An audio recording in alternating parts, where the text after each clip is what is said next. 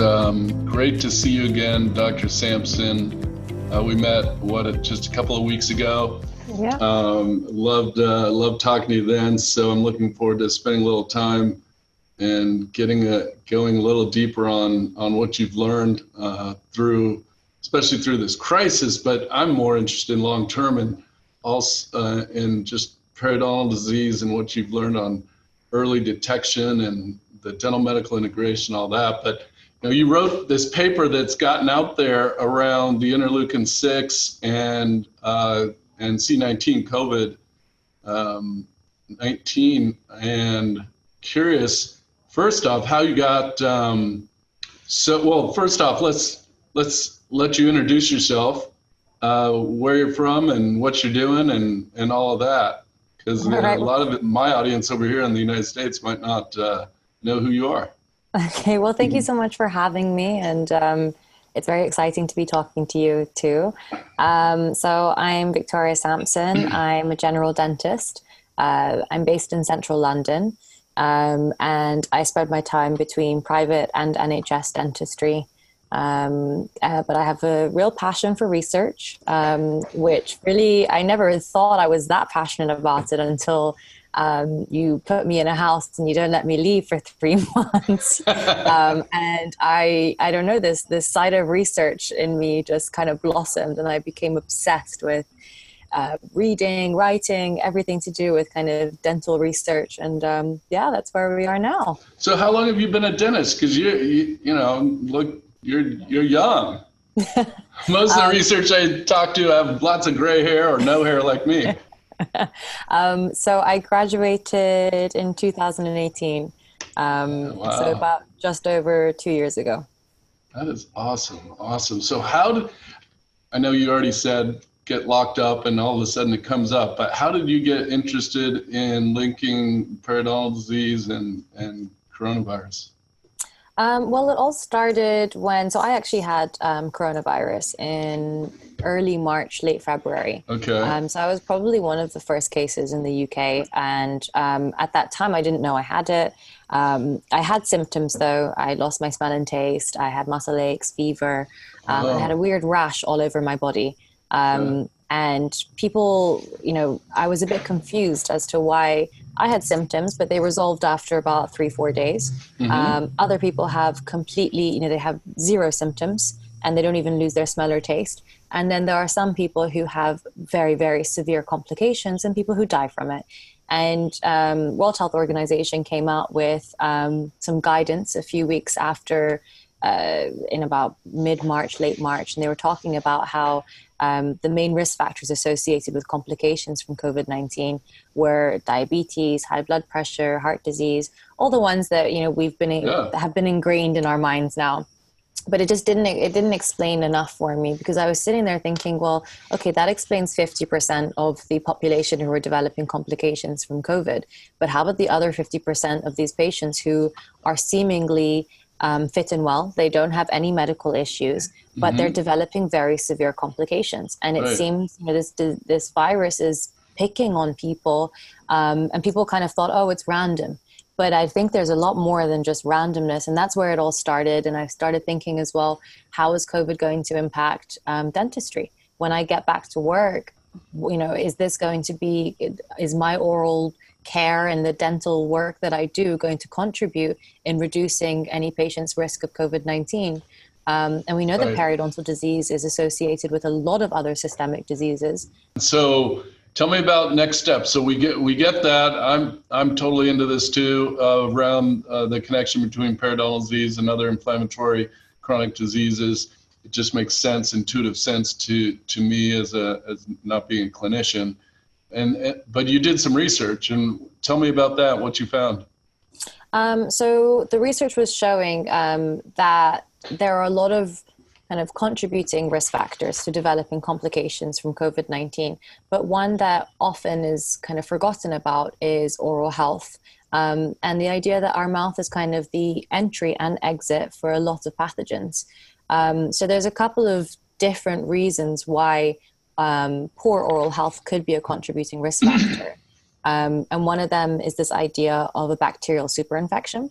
So it's this idea that you have a viral infection, and this isn't just for COVID-19. We see it in influenza, in HIV, in a lot of other viral infections, where someone is infected, they fall very, very ill, and their immune system starts to kind of shut down.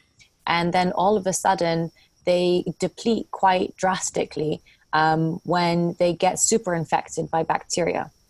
And this is, for example, with influenza in 1918, the influenza pandemic, people were not dying from the virus itself, influenza. They were actually dying from bacterial superinfections. And it's because at a certain stage, your body becomes kind of so vulnerable that bacteria that could have been kind of in your mouth or in your body and not causing any problems, all of a sudden is starting to cause problems because your body is not able to fight that bacterial attack. So that's kind of one of the main kind of issues with COVID-19 and oral health, because our mouth harbors, tens of thousands of different types of bacteria, some of them good, some of them bad. And usually we can balance that, and we're not constantly fighting infections and inflammation always, because our body has gotten used to it. But if you put your body under stress, then your body actually cannot focus on two different attacks at the same time. And that's when bacteria starts to really increase in levels. And then the bacteria can then be inhaled, and then it can go down to the respiratory tract and cause bacterial respiratory infections, which was being seen in a lot of COVID patients. And they looked at post-mortem biopsies of patients, and they were seeing that in the lungs of these patients who had very severe complications of COVID-19, they actually had periodontal bacteria in their lungs, which is huge. It's really, really big. And people don't talk about it because they don't really know what periodontal pathogens are or what they mean. Right. So that's where you come in. And then you started, as I read your paper, and you looked, correct me if I'm wrong, you looked specifically at interleukin-6 inflammatory marker, right? Yeah. So then that led on to the idea that, a lot of people know that COVID-19 can sometimes incite this cytokine storm. And a cytokine, again, we have cytokines in our body. It's normal. You need to have them because they're just basically chemical signals. However, when you have very high levels of cytokines, that's when you get into trouble. So with periodontal disease, there are three specific cytokines which are increased, and they're interleukin-2, 6, and 10. And then if you look at COVID-19 sufferers and the ones who had complications, they had very heightened levels of exactly the same inflammatory markers, interleukin-2, 6, and 10. So you're seeing, again, this kind of overlap of periodontal disease and COVID-19. Right. I'm not saying that periodontal disease causes COVID-19. Right. But if you have high levels of the high levels of the chemical signals already in your body because you have active gum disease, and then you get COVID-19, you're just increasing the risk of a cytokine storm and complications. Right. And so that level for us, trying to understand that level of the interleukin-6, what is that? Is that a gene, right? Interleukin-6 No, gene? it's like a chemical signal. So it's literally okay. Yeah, and we use it for a lot of. It's basically like a messenger. Okay. And so we need those chemical messengers because that's how our body kind of talks to it, it communicates with itself. But so, if you have you can measure that, right? Exactly. We can measure that right now with a simple test. Yeah. So what has been, because where I'm going with this, what's been the impact of your research? So the research basically, long story short, showed that having poor oral health and particularly periodontal disease can increase your risk of developing complications from COVID-19. So I personally think that we're all going to get COVID, I think. And I think that we kind of have to, in a way. And don't you think some people might be immune to it though, too? Like, here I'm doing my COVID cough here. You're right, they could. But I think that the majority of people will develop some type of immunity because they have been infected by it, whether they know it or not.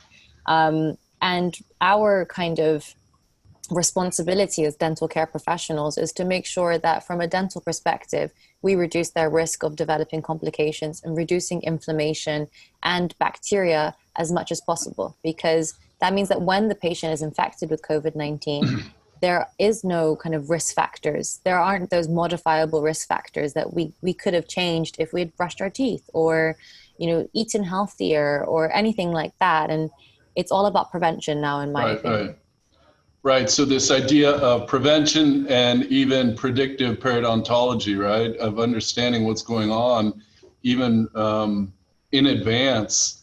And we could test right now pretty much everybody, if we could, for levels of interleukin-6, right, and different other factors. Is that, and I think you're trying something else, the MMP8, is that, did I say that right? Yeah. For checking people's, how active their periodontal disease is, if I said that right? Yeah. So that's something that I've become really, really interested in. So it's a test which basically measures your active collagen degradation. And Okay, gotcha. that translates to periodontal disease, or your risk of developing periodontal disease. So you don't have to have active gum disease or have, wobbly teeth or anything like that. We can do this test on 18-year-olds, 25-year-olds, whoever it is. And the idea is that the test is measuring your levels of a specific biomarker, which is activated MMP8. And activated MMP8 is released when collagen is broken down, and also in inflammation as well. So collagen is broken down and inflammation occurs when you have gum disease, but also in a lot of other systemic diseases too, such as diabetes in particular. Potentially, actually, there's just been some new research that was published this morning, I think, actually, that there could be a potential link between high levels of AMMP8 and COVID-19 complications. Right, I saw that. Yeah. Yeah, and so there's a lot more coming out. But basically, if we're able to measure activated MMP8, then we can tell a patient quite, in a quantitative way and say, Right. look, you have X amount of risk of developing gum disease. Yeah, that's where I was going, is if we can measure that now, which we can, and we can measure your interleukin-6 levels, dentists can play an extremely important role in helping people understand that the impact coronavirus might have on them if they actually got it, right? Because the severity goes way, way up from what I saw. Yeah, and the beauty of the mouth is that unlike the rest of the body, our mouth is reproducing and changing constantly. The oral mucosa changes every 20 days. And if you compare that to, for example, your gut or your skin on your hands, that changes 80 to 100 days. So our mouth is constantly evolving, and it's very receptive. And that's what's great, is that if you're able to do any biomarker tests, or if you want to measure anything, using the saliva and using kind of our mouth is actually a great place to go. And that also means that if we are to, for example, a patient comes in, they have really high levels of AMMP8 and really high levels of interleukin-6, then you could say, all right, let's say if it's you, I'll be like, all right, Stephen, we need to get you in on, regular hygiene visits. We need to improve your brushing. You have some decay here. You've got X, Y, Z, whatever. We change everything. We get you onto a really good oral hygiene regime. And then we can check you again in 2 months' time. And we will actually in real time be able to see whether or not there's a reduction in your inflammatory markers. Which is huge, because it gives you motivation as a patient, because you actually have something to work towards. And it gives the dentist or the dental care professional something that they can monitor and measure. Right. And that's not, is that standard in the UK? Because it's sure not standard here in the United States. No, it's not. Yeah, I was wondering. I think it's the future, personally. I totally believe it's the future. I have a couple follow-up questions to that. So one is, so you could actually expand that conversation to a patient and say, look, because of these two, this recent studies are showing that if you do get coronavirus, the probability that you get more severe symptoms is pretty high. You could actually tell a patient that. And then how is that impacting? So with that knowledge, are you getting any buy-in, any movement of your research through the primary care physician world or primary care provider world, medical world, and that sort of thing? So through the article that we published in the British Dental Journal, we've actually gotten together a couple of dentists and doctors who we're now going to be performing the first kind of large research or study on the oral microbiome and COVID-19. So it'll be the first one, which is huge. And we'll basically be taking microbiome swabs and checking for, this is more for bacteria though. We're looking at their levels of bacteria and seeing whether or not high levels of bacteria correlates to more severe complications with COVID-19. So that's one thing that has kind of expanded to the medical world. I've been doing a lot, kind of trying to do some webinars and try and talk to doctors, because at the end of the day, it's teamwork. And although I can make someone's mouth pristine and very clean and healthy, if their gut is unhealthy or they're taking a ton of medications and they have very poor systemic health, then I can never get their mouth to be perfect. And it's all linked, and we need to get everyone on board. So it's a constant battle, and it's always been this battle. You know, the pre-COVID as well, it's always, I feel like doctors and dentists don't often work together. They kind of work separately, not against each other, but just in completely different entities. And they never think about the relationship that they could potentially have together. Yeah, I say it this way all the time when I speak, that dentists speak Japanese and the physicians speak Chinese, so they just don't, as a metaphor for that, right? And we're trying to bring that together. You mentioned the bacteria. We can also measure today the different bacteria, the good bacteria, the bad bacteria, and the levels, right? And you can do that on an ongoing basis. Yeah, I actually did my first oral microbiome testing on myself a few months ago because of all of And how'd you do? Oh, well, put you on the spot. And I wasn't actually bad, but I did have some like low levels of bacteria that shouldn't have been there at all. But which is really interesting, because it's just, I mean, I never knew that. I've always kind of been quite healthy, but actually maybe there's room for improvement for everyone, really. So I'll come clean on this. So I've been doing some work in that area for a few years on my oral bacteria levels. So when I first did my test, I was scared.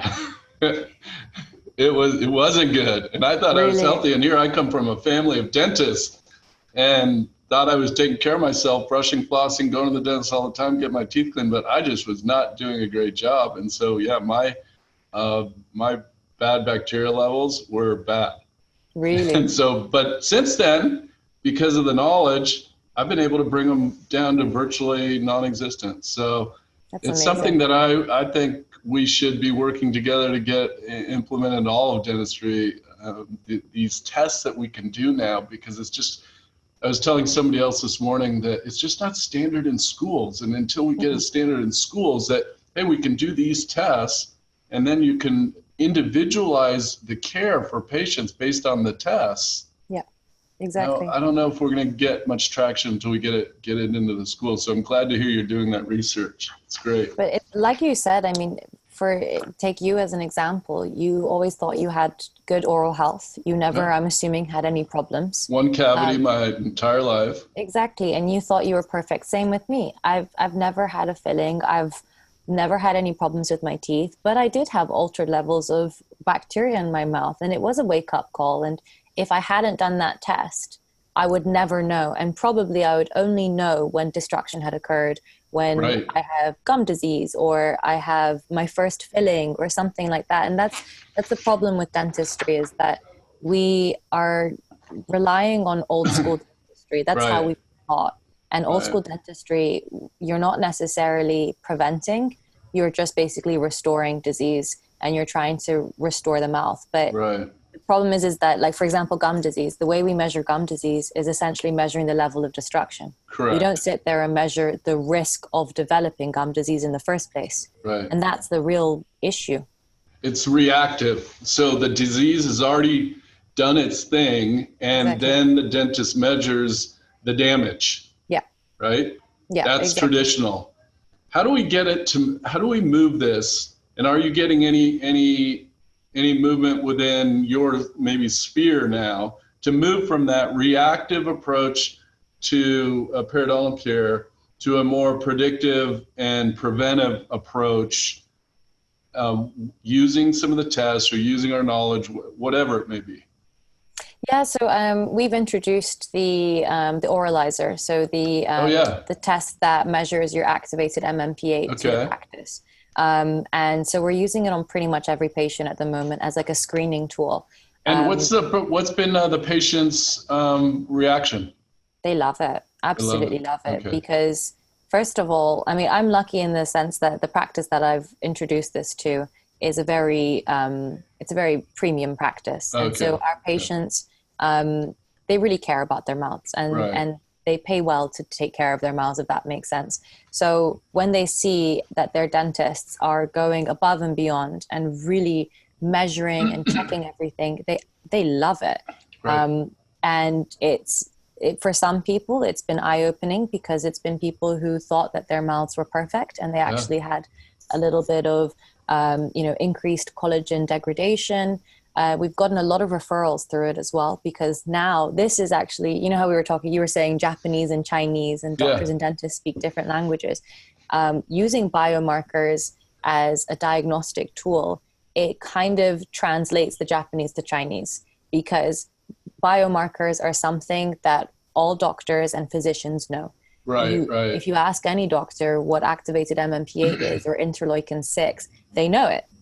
If you ask them, oh yeah, periodontal disease, they don't necessarily know it. Right. And that's the beauty of these biomarkers, is that it translates it, and we can use those across the board and say, okay, you have high levels of AMMPA. I'm going to, improve your gum disease and improve your inflammation, but I also think you should go and see a physician to check whether or not you have diabetes or something like that. Mm-hmm. And it will work with that. So since we've introduced the test, it's been fantastic. Everyone seems to love it. And also from a legal standpoint, without kind of making the conversation sad and dark, dentists, unfortunately, at least in the UK, the most likely reason of any dentist being sued is because of inaccurate periodontal disease diagnosis. So basically either not diagnosing gum disease or diagnosing it too late. And if you were to do these biomarker diagnostic tests, it's a quantitative number. It's a number, and I can say, you're at 12. This means you have slightly elevated levels. You're at 80. You have very high levels. I can't lie. There's nothing I can do about that. And I think that's really very, very important from a dentist perspective, because it changes our way of practicing. Right. Now, is this a all cash practice, that particular practice, or do you work with insurance carriers in the UK? We do too. Yeah. Okay. So are you having any response from the carriers, positive response, to help in this process? Because here in the United States, essentially, if it's not more of a reactive approach, it's very difficult to get paid. Yeah. So are you having success in the UK? For insurances, no. At the moment, Okay. no. I mean, it's difficult to get it clean and short at the moment. So, right. So no. But the interesting thing is that patients are actually more than happy to pay for that diagnostic test, because it's the only one available in the country. So they actually are happy to shell it out themselves. In our organization, it's interesting you said that. In our organization, we call it the mouth-body connection. Here in the United States, they talk a lot about oral systemic link. I think that's kind of the same language in UK, right? Mm-hmm. And then now we're moving to this area of dental medical integration, which is how we work with the physicians or nurse practitioners or the gastros or whoever, right? And that's all starting maybe at the very, very beginning, starting to take place here. But what I found so interesting is that the people that get it most are the patients. They understand it. You talk about oral systemic health. or you talk about the mouth-body connection with patients, they immediately go, oh yeah, I get it. My mouth's connected to the rest of my body.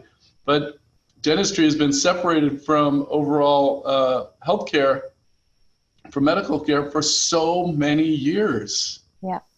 And we've got to find a way to bring it back. And I think some of these tests and research like what you're doing is helping. So congrats on that.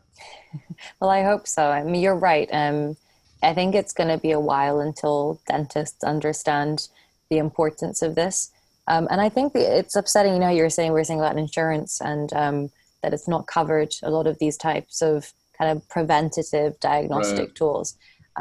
Because if you really think about it in the long term, if you're able to prevent that patient from developing gum disease in the first place, then you're not only reducing the risk of regular hygienes and having to pay for, you know, more dental work, but also from a systemic point of view, then they are at a lower risk of diabetes, of, you know, rheumatoid arthritis, heart disease, high blood pressure, obesity. You know, the links are crazy.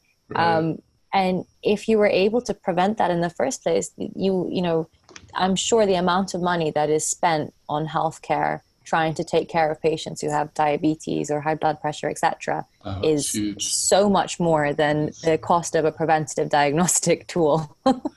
I think last time we spoke, I mentioned this study I saw from Blue Cross Blue Shield of Hawaii looking at a diabetic population, and the savings really blew me away.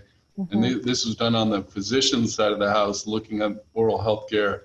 And there's hopefully going to be a study released soon from the state of New York that looks at the number of cleanings a patient gets. And this was in a Medicaid population. So a Medicaid population in the United States would most likely be a more severe type of case probably. And they looked at just the quantity of cleanings. And I can't wait to see the study because I have some prelim info from it, inside info, and it says basically that even in that population, 1 year post, they did a 2-year study, and they looked at the 1 year post, the amount of health care they needed decreased based on the number of cleanings. So if they got 4 cleanings, they needed less health care, 3 cleanings, a little more, 2. So this is starting to become mainstream. So it's really exciting. That's amazing. And there's a lot of research in Sweden and Finland as well on, again, the diabetes and measuring your AM/MP8 levels. And that is exposing, you know, people are starting to diagnose diabetes before it becomes diabetes, so that the pre-diabetic, using something from the mouth, which is measuring, you know, collagen degradation. So it's like, it's all connected. And one thing that people seem to forget is that the systemic diseases that poor oral health are connected to, like diabetes, high blood pressure, etc., they're chronic diseases. It's not, you know, a fungal foot infection that you take some medication and it's gone forever. These are diseases that will, you know, be with the patient for the rest of their life. And it's very difficult to reverse a lot of these diseases. So why not prevent them in the first place? I'm with you. Well, I'm going to go down swinging in my career trying to make that happen. So it sounds like you are too. Well, I'm trying. But it's not sticking very much, and for a lot of people. So it's great talking to you, and thank you so much for being on. No worries. My pleasure. Okay, bye-bye. We'll see you. Bye.